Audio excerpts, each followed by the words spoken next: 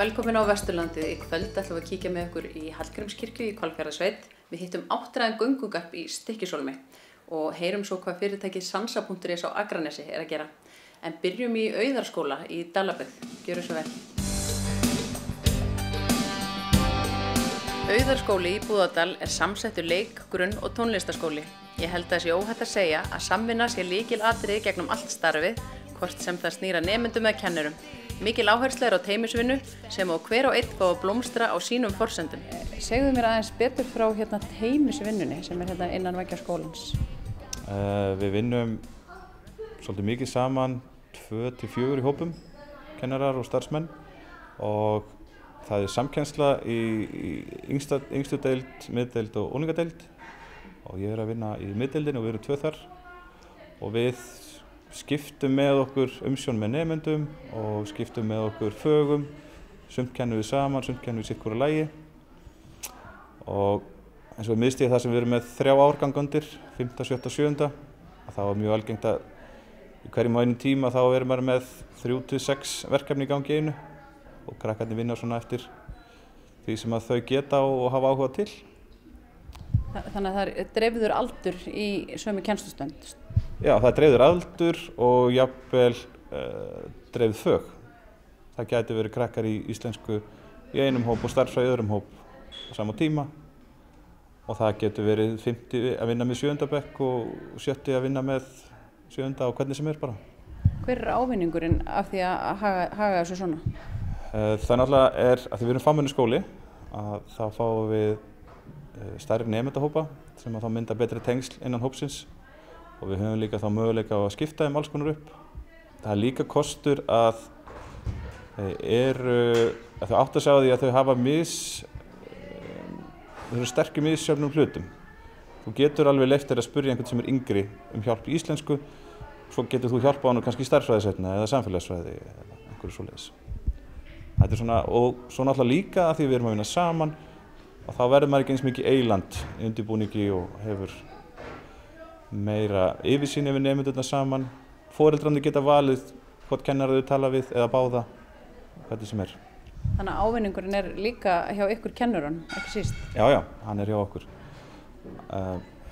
Þetta miklu meira undirbúningur fyrir okkur kennarana, en á móti kemur að við fáum samstarfsmann sem að vinna í sama hlut og það ákveðin stuðningur sem fylgir því líka bara.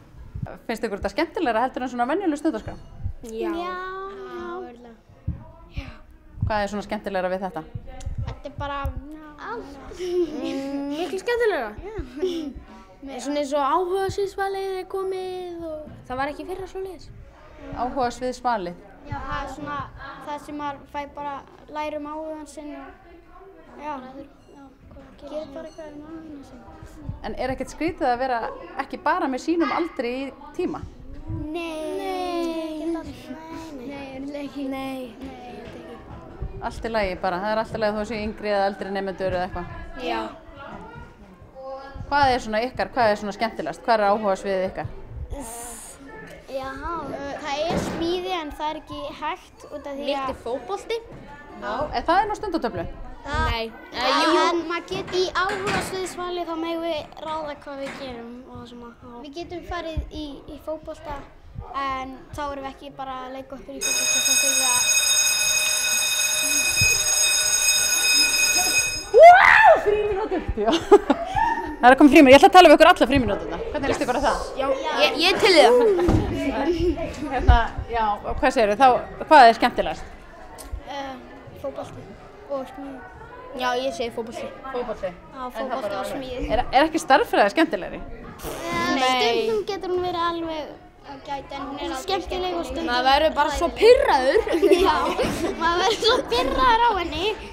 Já, veistu, ég skil ykkur alveg vel. Það alveg. Herri, ég ætla að hleypa ykkur í frímínútur. Góða skemmtun. Takk fyrir viðtalið. Já, takk.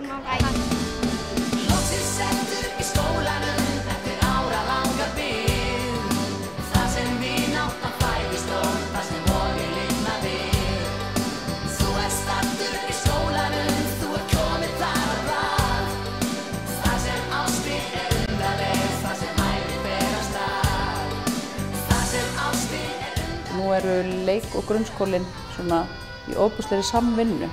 Hvernig gengur það samstarf? Það gengur bara mjög vel.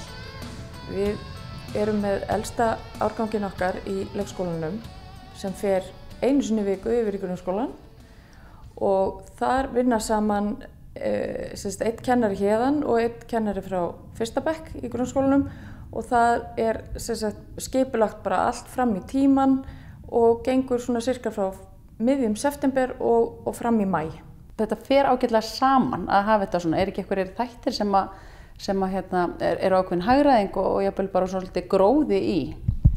Jú, það það algjörlega.